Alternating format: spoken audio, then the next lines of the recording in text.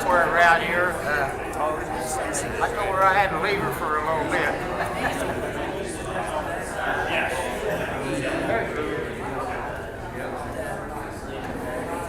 We'll see you, Rick. All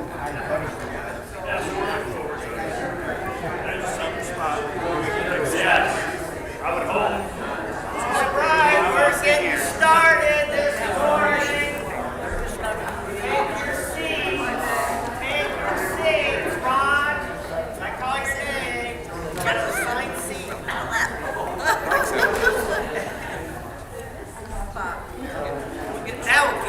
That will get him out of here.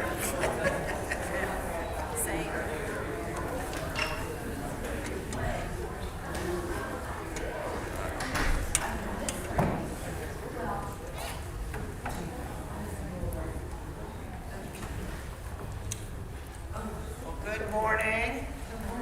Those that are left. We promised you a lesson by Brian this week, and sorry you're going to have to wait one more week. So he is still going to come back and teach us about Moses and his faith. Go through the entire books of Exodus, Leviticus, Numbers, and Deuteronomy, all next class, so you don't want to miss that. So we're going to speed ahead a bit, just a few verses, and go through the rest of the chapter of chapter 11. Okay, so if you turn to Hebrews chapter 11, you'll be there. And Chris, if you can open us up in a word of prayer, it'd be awesome. Father, we thank you for the opportunity to be here this morning. Dig into your word, learn more about you, the history that brings us to where we are today. We continue to pray for those who are ill, for those who've lost loved ones, so that you can comfort and heal.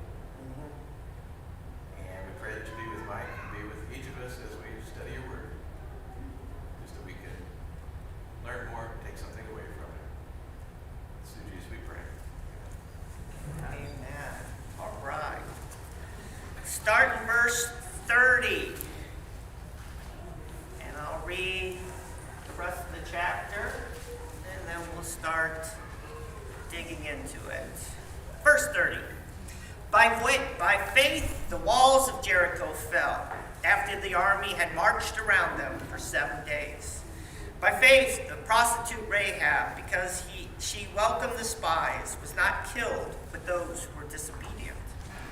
And what more shall I say? I do not have time to tell about Gideon, Barak, Samson, and Jephthah, about David and Samuel and the prophets, who through faith conquered kingdoms, administered justice, and gained what was promised, who shut the mouths of lions, quenched the fury of the flames, and escaped the edge of the sword, whose weakness was turned to strength, who became powerful in battle and routed foreign armies. Women received back their dead, raised to life again.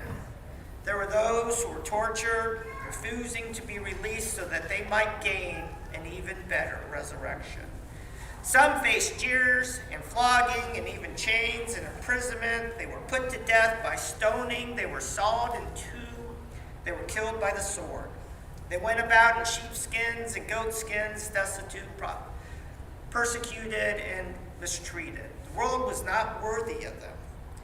They wandered in deserts and mountains and living in caves and holes in the ground. They were all commended for their faith, yet none of them received what God had promised. Since God had planned something better for us, so only together with us would they be made perfect. Wow. A lot of things there.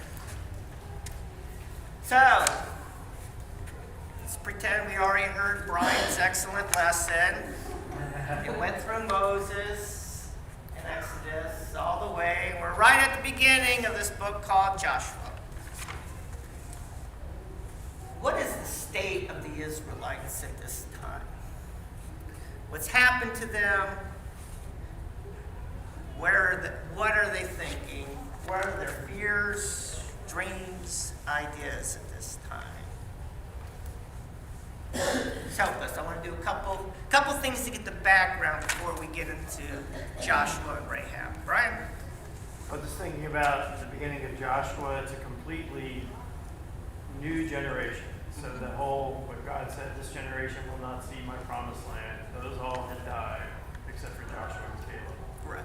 Right. So it's a completely new set of people that, aren't concerned about going back to Egypt at this point. Yeah.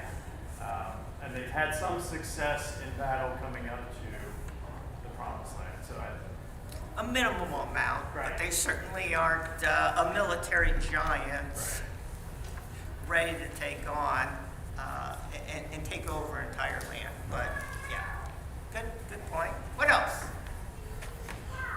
What do you think about at this point in history? Moses is dead, right? Roger? I was going to say, if we're basing some of it on Joshua, there was evidently an indication that he was not the strongest of men at that point. The Lord was encouraging him again and again to be of great courage, be strong, I'm going to be with you. And if that's indicative of the people as well, then I would say they were not seasoned into battle. Yep. And they were rather timid about taking their first step into war. Yeah. Great segue to what we're going to talk about. At least some of them thought that they were going up against giants. Yeah, well, that's the story, right? Yeah. Well, they also have passed away, and they wouldn't know. That's why they didn't. I'm led to believe that they're only hearsay, only promises of what's going to happen. Yeah. God's going to give them this great land, but they've only known the desert. Yep. They've only been fed by God. They haven't really Yeah. provided for themselves. They've had this pillar that's led them all around, and here now they're going to have to stand on their own 2 feet with God, and I would question my abilities and way to figure out problems, and just the whole thing. They've just been spoon-fed. Yeah. Interesting. Good. Well, let's get into, let's turn to Joshua. We're going to look through this book and see why we have 2 people picked out from it that have made our honor roll here in Hebrews chapter 11. Yeah, so let's really look at where Joshua's faith is, which we can learn something from, like we do. There's something we can learn from each one of these people that are identified. Joshua chapter 1, in verse 1. It reads, "After the death of Moses, the servant of the Lord said to Joshua, son of Nun, Moses' aide, Moses, my servant, is dead. Now then, you and all the people get ready to cross the Jordan River into the land I am about to give you, to the Israelites. I will give you every place where you set your foot, as I promised Moses. Your territory will extend from the desert to Lebanon and from the great river, the Euphrates, all the Hittite country, to the Mediterranean Sea to the west.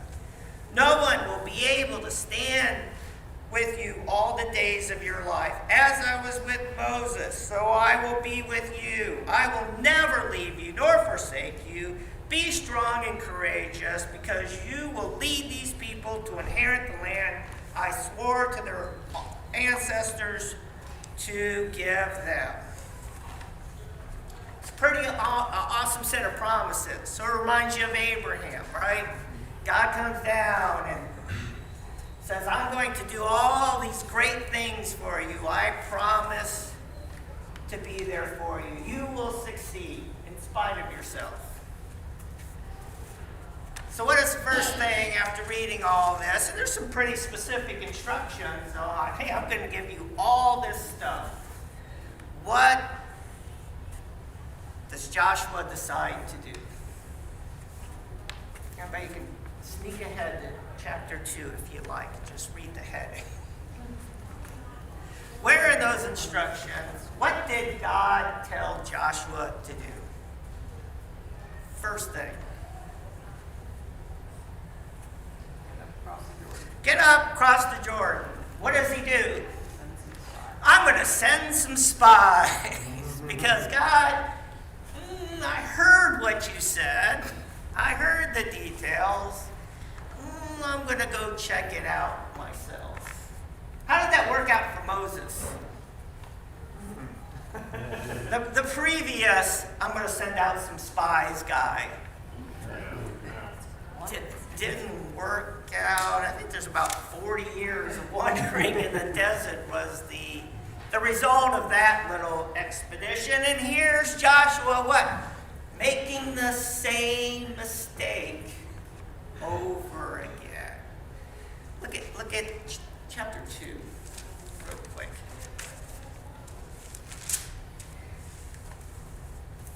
Verse 1 and 2.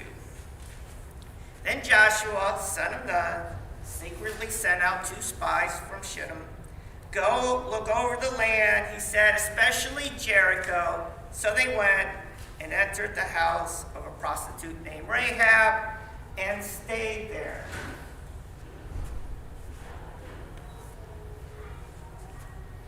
Why did he secretly do it? And who is he trying to keep this secret from?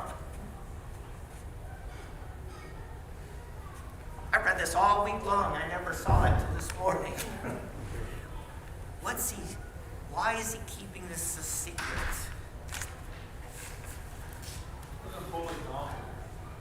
He wasn't fully confident. Maybe he did know. Okay, this didn't work out for Moses. I keep this a secret. Okay. What else? Carol. When God gave those instructions, I'm assuming it wasn't just he and Joshua. I'm assuming there were a whole bunch of people around. Mm-hmm. Maybe it was, hey, everybody heard this. I don't want them to lose confidence in me. Because I have none. Because I have none. Yeah, so I'm just going to quietly check things out so that I'll be prepared for what's coming. Yeah. Brian. You know, he is, you know, at the end of chapter 1, he's preparing them to get up and go. But he's Yep. also hedging the bet a little bit. He's going to hedge. He's like, I believe you, Lord, but I need some more information for myself. Is kind of what it appears to be he's doing. Is, okay, let me send some spies, see what it's really like. Mm-hmm. I mean, God, I haven't had a chance even to make a battle plan. So. Right. Which is interesting. I'm glad you said the battle plan. Chris? I guess when I had read it, I always thought he secretly sent spies. He didn't let Jericho know that they were coming. But that's kind of the definition of spies. So if he secretly sent spies, it must have been secret from the rest of the Israelites. Which is interesting when we get into Rahab. The king knows about this within hours, maybe minutes. It's a very quick difference. This was not secret to anyone. I think he was trying to keep it secret from God. Don't we try to do that sometimes? We think, I'm going to get away with something. I'm not going to let God know about it. How does that work out? Roger? Well, I was going to say, in some ways, he's ignoring what God told him. He is, in some ways. Because he's saying, okay, I better go find out how strong they are. Do they know we're coming? What's their attitude? So that I can come up with some kind of plan to move forward with the battle. Rather than the Lord's already told him, I'm going to take care of this. And he, well, I understand that, but I got to find out for myself. Yeah. I got to do it myself. So the first of it, It goes back to the same dilemma we dealt with Abraham and Sarah and others. You know, God said this is going to happen. me to make a plan to make this happen, to help God. Mm-hmm.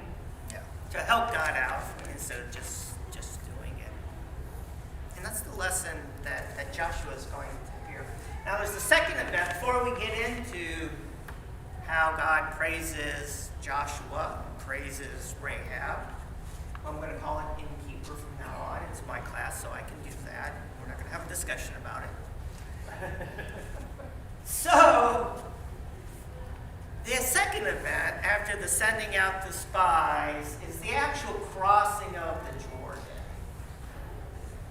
which Joshua is not commended for to being very faithful on, but it still needs to happen. So I think it's interesting for us to read about this just briefly. Joshua chapter 3.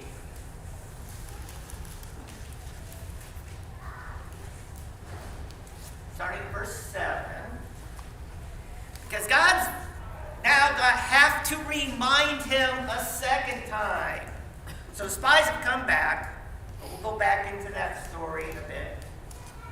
Comes back, gives him a good report. But God still has to go to Joshua and nudge him again. It's time to cross the Jordan, bud. Verse 7. And the Lord said to Joshua, "Today I will begin to exalt you in the eyes of all Israel, so that they may know that I am with you as I was with Moses. Tell the priests who carry the ark of the covenant, when you reach the edge of the Jordan's waters, go and stand in the river." So Brian brought up that Joshua hadn't put a game plan, a war plan together, a whole process. How am I going to pull these people across the Jordan? God says, okay, let's go do it, and I'll give you the plan on how this is going to happen. Why wouldn't this been the plan that Joshua would have came up with? And I'm going to suggest it's probably the exact opposite plan. Joshua is a military guy. All the people knew. These are millions of people. I forget the exact number. It's a couple million. Anybody can correct me with the exact number. This was a large group. The people knew they were coming to take their land. They had been preparing it. They had their spies. They were ready to pounce on them as soon as they crossed the Jordan River, or at least do something. I think they were there ready for it to happen.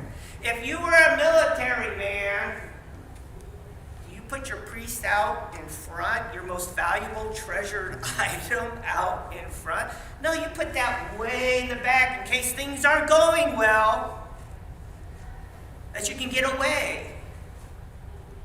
And God says, no, put them at the front, have them cross the Jordan, and stand in the middle of it. And what was the purpose of that? To demonstrate that it really was God he was doing it about. Because he was going, today I am going to exalt you in front of everyone. This is Joshua's first obedience. Do something he absolutely did not agree with.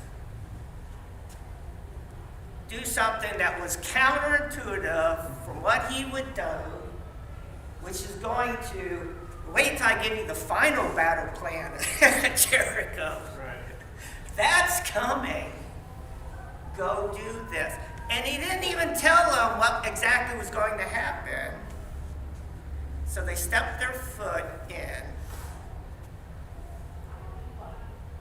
And it all becomes dry land. The river stops running. And why is that significant? Well, Brian's going to teach us that. If we went back to Hebrews chapter 11 real quick. And the last thing that he is going to learn us about, so we're all learned,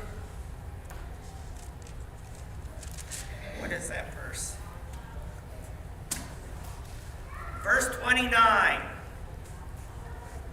By faith, the people passed through the Red Sea on dry land. But when the Egyptians tried to do so, they were drowned. There was one thing this new generation is going to remember is our forefathers, not even forefathers, passed through the Red Sea on dry ground, where Moses parted the Red Sea. I want to get me some of that. I need some of that. And that is exactly what the Israelites needed. And this is what's preparing now for the faith of Joshua.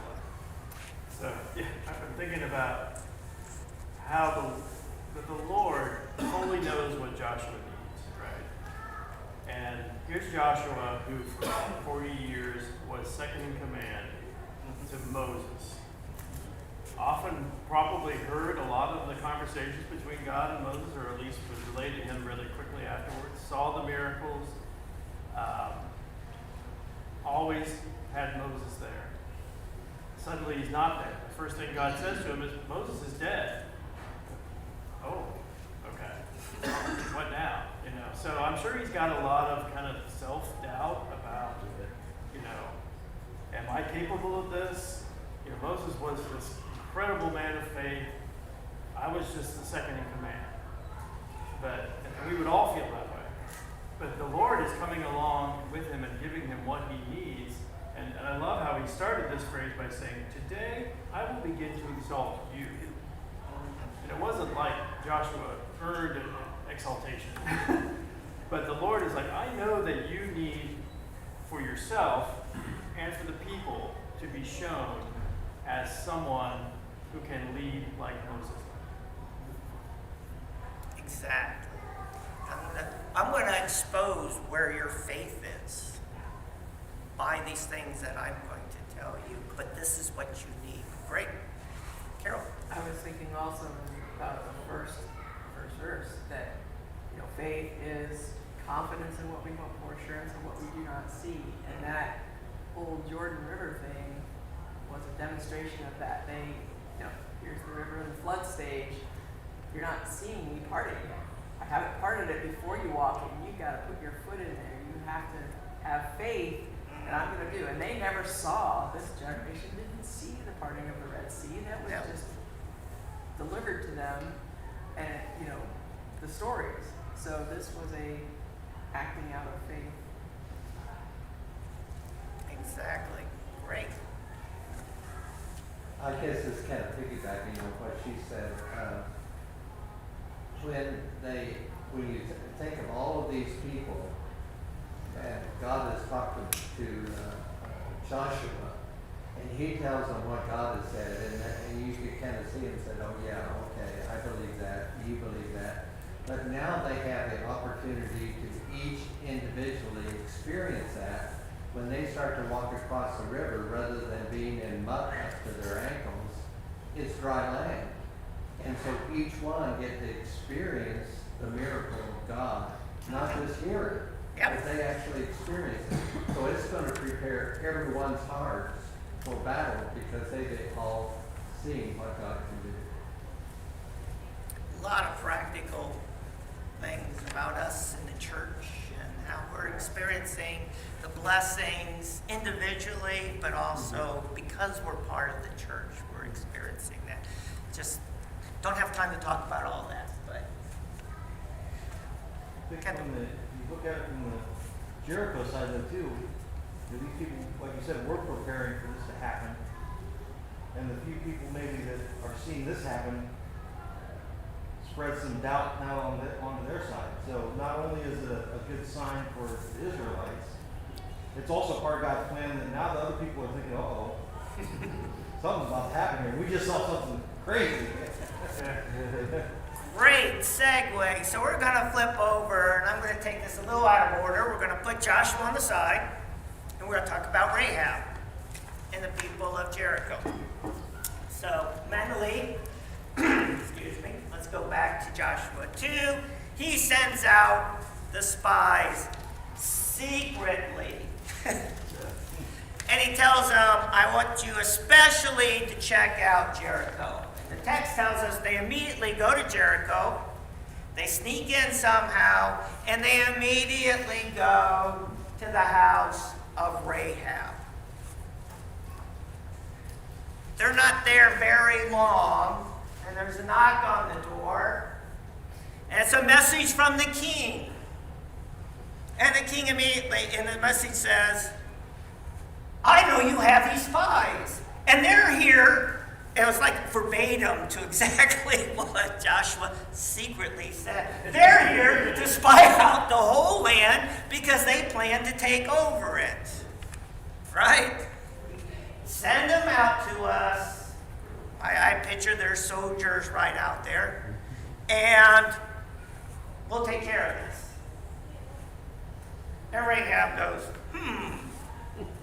this is the king. This is, most powerful man in the city. This is where I live. And she lies to him. Oh, yeah, they were here. Oh, yeah, I know exactly who you mean. Because they stuck. You ever see shows where there's some spies and there are a bunch of clowns? These guys go into the city. They're immediately picked out. Everybody knew what they were doing and who they were. I don't know why they picked Rahab's house. You can venture on that. And they really do not know what they're doing. So she takes over. Yep, if you want to catch them, they just left. Go down that street and you'll find them. She takes them upstairs, she hides them. The soldiers come back, they look everywhere, tear the place apart, they can't find them, and they leave. She goes and talks to them that night. Okay, I'll take care of you, but you've got to save me. Promise me you're going to save me and my family, because the whole town knows the Lord has already given this land to you. It's a done deal. Their hearts are melting in fear. Save us. And they promise. So she has a plan. She's letting them out of the wall through a window to escape. I don't think she really trusts these guys. So she gives them actually explicit instructions. When you get out, go to the mountains. Wait 3 days. Because her life is on this, that if they make a mistake, she's not going to get what she needs. Stay there 3 days, then it will be safe for you to go back. And they follow the instructions, and they give her the instructions of, okay, when we come attack, stay in your house, a red cord on the door, we'll take care of everything.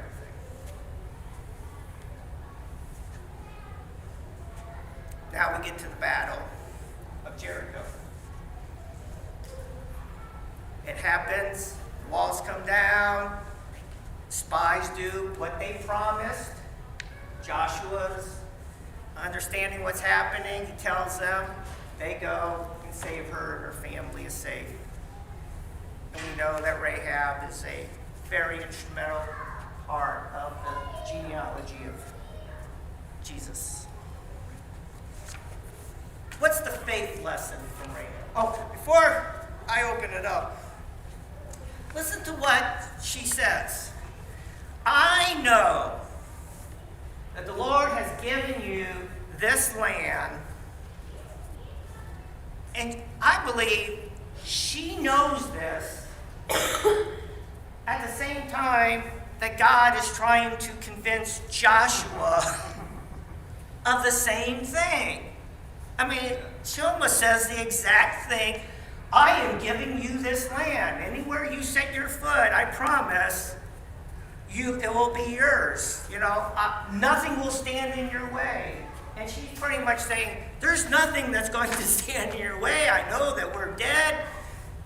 We're going to die. Save me. This was her chance to be saved.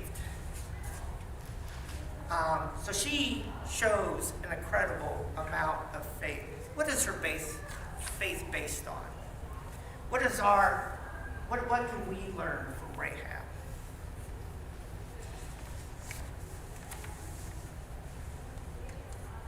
Our faith is based on things God has done. Exactly, Bob. What she just hears about what God has done and what he is capable of doing. You guys can fact check me on this, but I believe she's the first person mentioned in Hebrews 11 that had faith in God that God never talked to nor gave a dream to.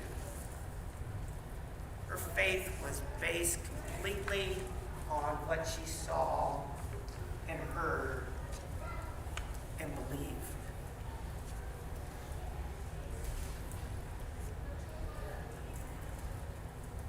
So take that. The only other one you might say that might be true about could be Sarah, in that she might have heard everything from Abraham and not directly from God. She did at one time. She did get She did get one, But it was at the end. impressive, in this culture in which, men were everything. Right. These two women stand out for their faith. Excellent. Roger. It amazes me at her faith, because if Jericho was the last city that they were taking, then I would see where she would have reason to hear that. But this is the beginning of the conquest. Yeah. So her faith is, what has she witnessed so far that would cause her to believe that? Harold. I kind of liken it to Lot in Sodom and Gomorrah, that there are, and Abraham discussing it with, I believe, Jesus. Yeah. Was going, okay, if there's 5 righteous, there's one. He just keeps whittling it down. Here she is.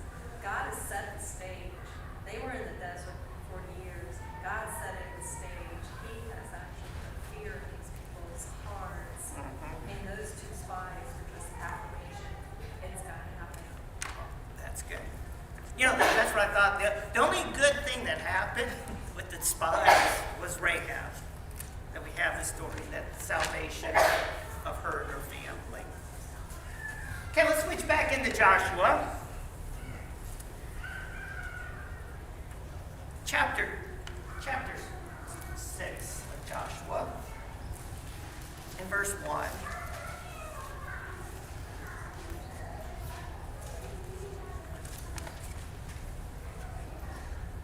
And let's look at this from Joshua's perspective.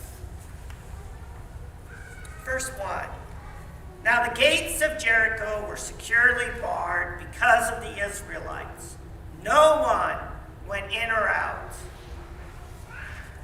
No one went out, no one came in. Then the Lord said to Joshua, "See, I have delivered Jericho into your hands, along with its king and its fighting men." Does anything jump out at you?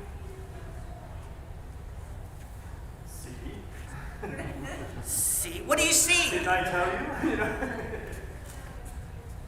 But what does he see? Yeah. God, the Lord is saying, see, it's a done deal. It's all yours already. And he's looking saying, I'm sorry, Lord. What I see is a city there's no way we're going to be able to take.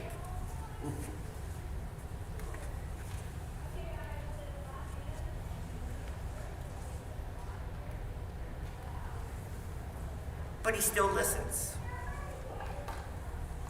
And then he hears the battle plan. We're going to walk around one time, and we're going to do this for 6 days. And then on the 7th day, guess what? We're going to go around 7 days. I always love doing this with my kids. I think Brian's done it too.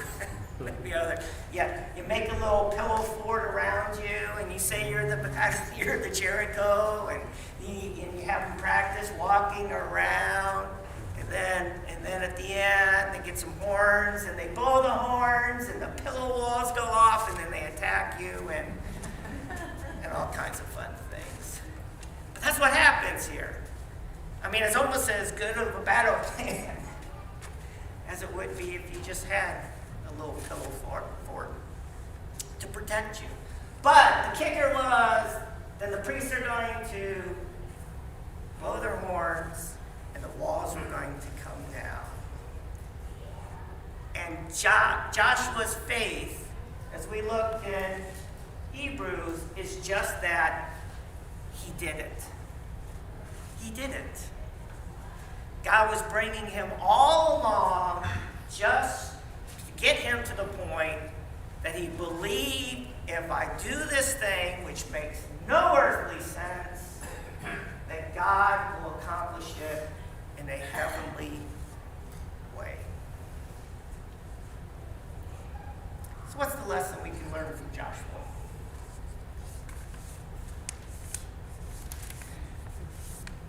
Bob. God sure can create some pretty good visuals. Yeah? Okay. People don't forget. All right. Well, God can do anything. But the thing is, it required quite a bit of faith in Joshua's part, because they were going to march around the city, and I imagine at the top of that fortress or whatever, there would have been archers with bows and stuff. Why didn't they just take advantage of them right then and then? They did. You know. I'm sure they were doing something. So we don't know how close or far away they were, but Right, you should have thought they'd have been under siege. yeah.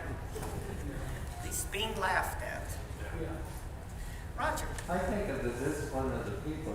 You see Western movies or even battle movies where the commander says, "Hold your fire until I tell you." And that waiting until then is so hard for people. Someone's always going to jump the gun, as we call it. But with these people are going around day after day, and the discipline must have been there because they were commanded not to say a word. Right. To be quiet. And to do that without knowing what the battle plan is, to me, says there's a lot of discipline in these people now. Which they needed. It's in you. I'm just imagining too what the people inside Jericho, the warriors, were thinking. The first night day probably was maybe some laughter and mockery and what are they doing, especially when they then leave and go away. Then they come back the next day and they all get ready for battle, but then again the same thing. Probably by the third or fourth day, it's making them pretty nervous. And it's just a great psychological warfare, right? Because I'm sure that they were distraught about how this all was. And so kudos to the Lord for a good battle. Always kudos to the Lord. What makes Joshua so unique, and I think relevant to us and different? I mean, we could say the same thing about most everyone. God's in control. We need to believe God. We need to be obedient to God. God says something, we should just do it. The hard part about Joshua is because he did follow Moses for all those years. Hey, this is Moses' task. Why isn't Moses here? Oh yeah, he messed up. How does that make Joshua feel? Hey, if I mess up, there's consequences, right? Moses should have been here. He didn't follow God's word wholly, exactly the way it was given to him. He wasn't allowed to cross the promised land. God took him away. God had to tell Joshua, Moses is dead. It's you now. And it's hard to take somebody else's faith, right? We talk about that with our kids all the time. You got to develop your own faith. You can't just take my faith. You can't be going to church just because I want you to do all your whole life, because it's not going to last. You got to develop your own. And that was where, and Roger was bringing up, God was saying, Moses, Joshua, we've got to build your faith and build the Israelites' faith in this new new generation. And that takes an extra something. To take, okay, this was Moses' job, but now it's my job. And I have to own it. And we come into that situation often in our own lives, too. We're going to be looking, I'll make my first pitch, about refreshing the auditorium and working on this church in the facilities that we have. Listen, that was somebody else's back in the 40s, 50s, 60s. That was their faith and their vision. That was their task that they had.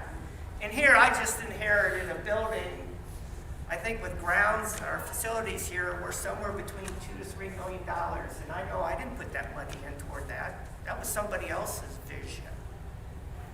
But now it's our turn to say, okay, this has served us well, but will it serve us in the next generation? There's a new generation of people out there that, quite honestly, do not like church buildings.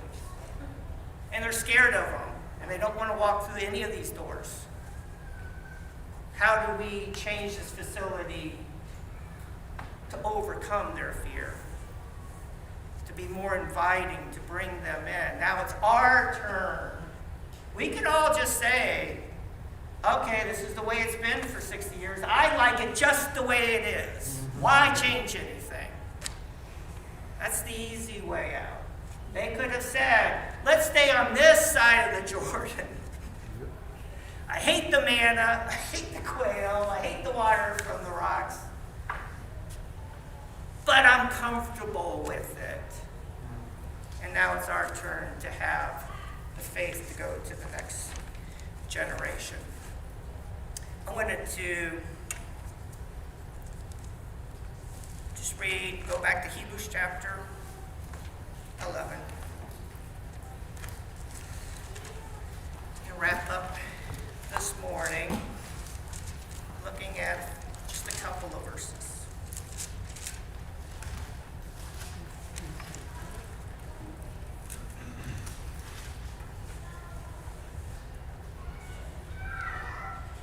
Verse 32.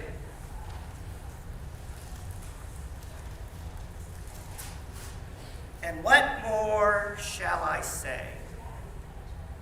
I'm going to stop there. What more shall I say? If God can't say it, then how can I say it? It's a neat little transition here that God puts in here, and he starts talking about others that he's not going to go into great detail, but he's going to talk about. So we're not going to have time this morning. Maybe we'll pick it up in a couple of weeks. But when he says that, what more shall I say? What is he saying there?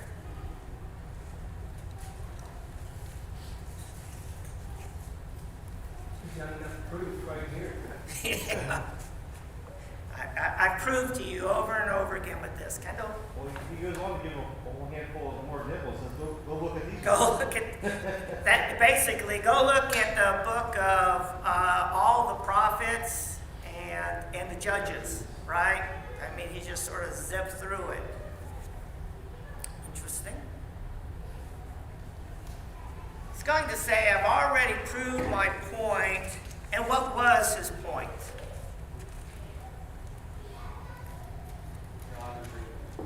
God is able. Brian. And the last verse of chapter 10 was, but we are not of those who shrink back and are destroyed, but of those who have faith and preserve their souls. This whole thing has been about that. Yep. Don't shrink back. Don't shrink back. Have faith. And read verse 1 and 2. Now faith is the assurance of things hoped for, the conviction of things not seen. For by it the people of old received their commendation. Yeah. The people of old, the ancients, were the stories, events, real life events of people that God worked with who mostly had to grow in their faith to the point that they accomplished what God wanted them to accomplish. Let's go to verse 29. No, for the 39, sorry. So we're bringing the whole chapter together. It's about faith. It's about believing where you don't see, hoping for things you don't know about.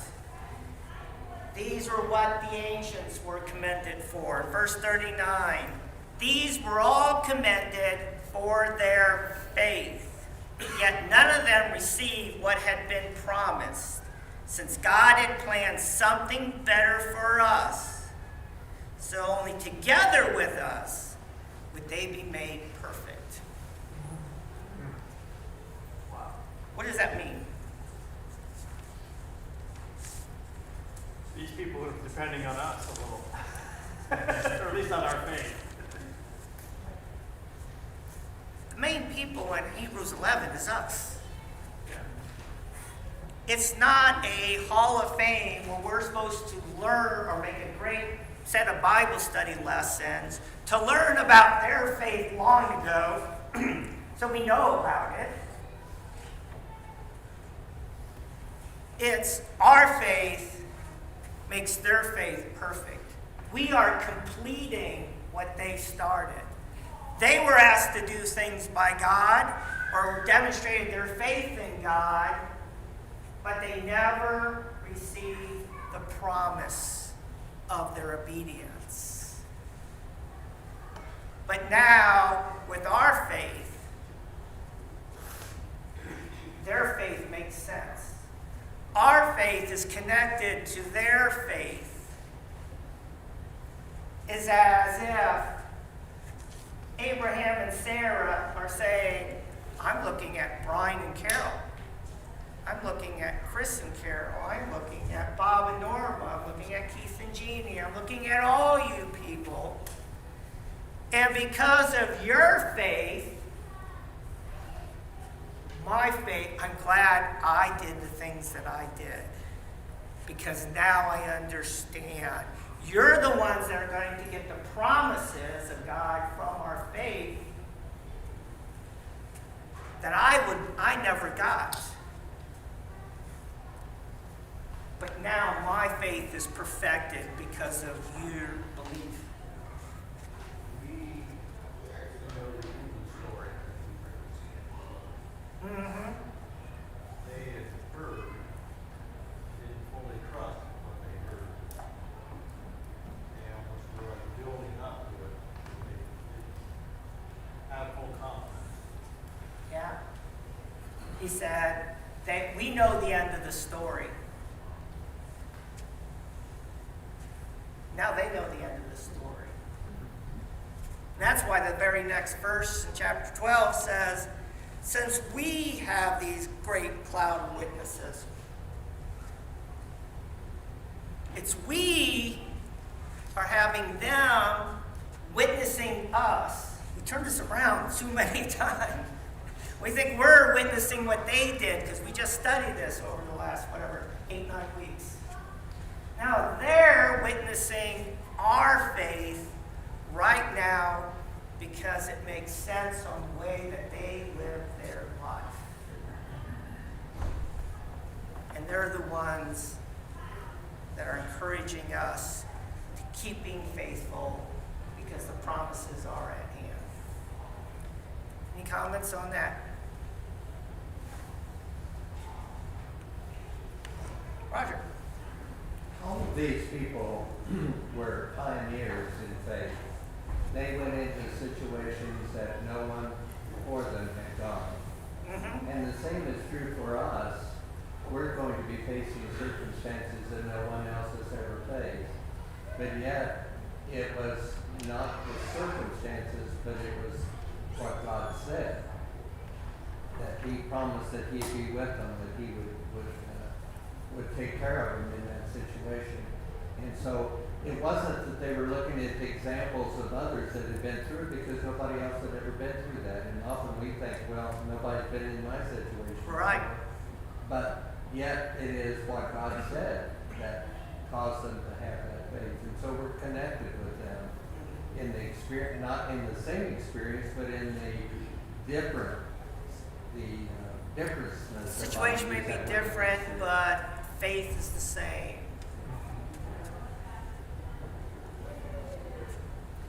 So I hope what you get from these lessons is, yeah, we can learn about faith through them. We can have an appreciation of their faith, but the most important thing that we need to understand, as Roger pointed out, is we have a connection with them. It spans across time, history, geography. Our faith and their faith are united and intertwined. And that's the point of our studies. I got a question. That first part of chapter 12, where it says such a great cloud of witnesses, is this a confirmation that dead can see us today? I haven't thought about it yet, That's a mind blowing. but I do think that, yeah.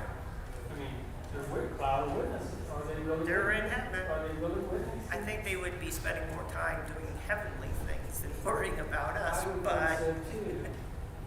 Yeah. No tears in heaven. no tears in heaven. Chris? It can be read the other way. Their faith, they're like witnesses to us. So we're surrounded by a great cloud of examples, Examples, yeah. not necessarily that they're watching us. No, no. Yep. Okay, thanks everybody.